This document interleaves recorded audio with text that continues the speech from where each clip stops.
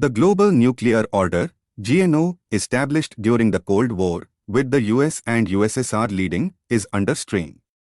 Lessons from the Cuban Missile Crisis led to bilateral mechanisms and the Nuclear Non-Proliferation Treaty, NPT, to manage nuclear tensions.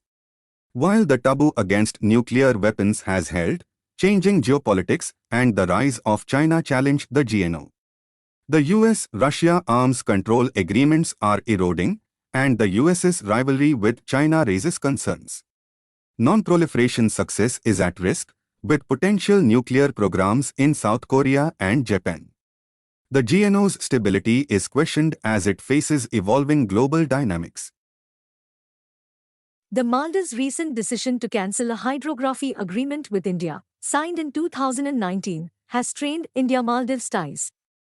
This move followed the Maldives' request for the withdrawal of Indian military presence and non-participation in the Colombo Security Conclave, indicating a distancing from New Delhi. The termination of the Hydrography Pact is seen as aligning with China, allowing Chinese marine surveys in the region. Hydrographic data has dual civilian and military use, with China strategically utilizing it for submarine warfare capabilities. Despite India's track record in hydrographic surveys, Maldives fears intelligence collection, highlighting challenges in the region's geopolitical dynamics. The Indian government's decision to make the Aadhaar-based payment system, ABPS, mandatory for Mahatma Gandhi National Rural Employment Guarantee Scheme, MGNREGS, workers, without extending the Aadhaar details deadline, affects 35% of job card holders and 12.7% of active workers. The ABPS implementation aims for quick payments and reduced leaks, but issues include erroneous deletion of 7.6 crore workers, spelling discrepancies, and mapping Aadhaar to the wrong bank accounts. Government claims of reduced wage payment delays are not substantiated. The Ministry of Rural Development may consider ABPS exemptions for Gram Panchayats with technical issues, but a comprehensive solution is necessary to avoid further problems in MGNREGS implementation. India's Goods and Services Tax, GST, generated nearly 1.65 lakh rupees crore in gross revenues in December 2023, marking the seventh instance in the fiscal year with revenues exceeding 1.6 lakh rupees crore. The first 9 months of 2023-24 witnessed a 12% rise in GST collections, averaging 1.66 lakh rupees crore monthly, compared to 1.49 lakh rupees crore in 2022-23. This revenue trend could surpass the budget's expected monthly GST revenues of 1.59 lakh rupees crore, potentially providing an additional 80,000 crore rupees to the exchequer. However, a projected economic slowdown in the final quarter may temper these gains. December's GST collections indicated a moderation in momentum. The behavior of governors in opposition-ruled states, especially Kerala's governor, is under scrutiny due to instances like instructing police to remove posters against him and touring without prior announcement. Constitutional morality should govern governors' conduct, as emphasized in the NCT of Delhi v. Union of India case. Article 361 provides limited immunity for governors, subject to conditions, and judicial review is possible for non-official conduct. Recommendations from the Sarkaria and Panchi commissions highlight the need for detached governors, while amendments to the appointment process and legal prohibitions could improve the system. The South Coast Railway (SCORE) Zone project, announced in 2019 with headquarters in Visakhapatnam, faces delays, with the BJP blaming the YSRCP government. Rail users suggest alternatives to expedite the project, like appointing a general manager and using unused office buildings.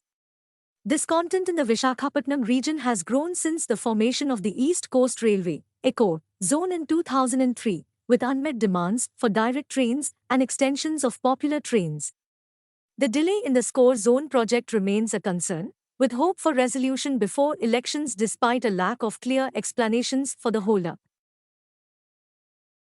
About 9,500 Indians are incarcerated in prisons across 89 nations, with the majority in West Asian jails. Saudi Arabia, the UAE, Qatar, Kuwait, and Bahrain hold the most Indian prisoners. The offenses include crossing international maritime boundaries, murders, drug-related and sexual offenses, human trafficking, smuggling, forgery, and fraud. Punjab, West Bengal, Tamil Nadu, Gujarat, and Manipur are the states with the most Indian prisoners, and India has signed an agreement on transfer of sentenced persons with 31 countries, allowing for the transfer of prisoners between countries. Indian missions provide legal assistance and maintain a fund for welfare. In December 2023, hundreds of Baloch people marched to Islamabad protesting against enforced disappearances and killings in Balochistan, sparked by the death of Baloch Mola Baksh.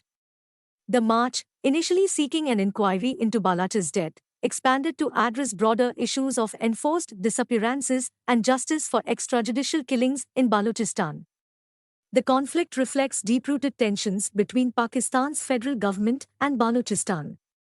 Despite Islamabad High Court's permission to protest, the state used force, contributing to more protests. The situation underscores the complex Balochistan issue, involving political manipulation, repression, and attempts to undermine Baloch identity using religion. Balochistan's political fragmentation and lack of strong representation exacerbate the challenges. The conceptualization of slums in India has evolved over the years, influencing government policies and approaches. Nipesh Narayanan's research analyzes Indian parliamentary debates from 1953 to 2014, focusing on the shifting narratives around slums. The study identifies 4 eras, each reflecting a different perspective on slums. Initially considered an epidemic to be eradicated, later seen as a necessary evil and eventually viewed as an economic asset, slums transitioned from social concerns to technical, economic objects. The study emphasizes the impact of changing definitions on government approaches and underscores the need for a comprehensive understanding beyond numerical data. Scientists, including physicist Neil Johnson, have developed a new approach using mathematical equations to model the formation and dynamics of online hate communities. Published in Physical Review Letters, the study treats online hate as turbulence, applying physics principles to understand the collective behavior. The research identifies 5 key aspects of these communities, emphasizing their rapid growth and adaptability across various platforms. The study aims to enhance understanding and combat hate speech online, proposing a method to track and undermine hate networks. Future plans involve expanding the dataset, testing the model in different scenarios, and incorporating more hate flavors.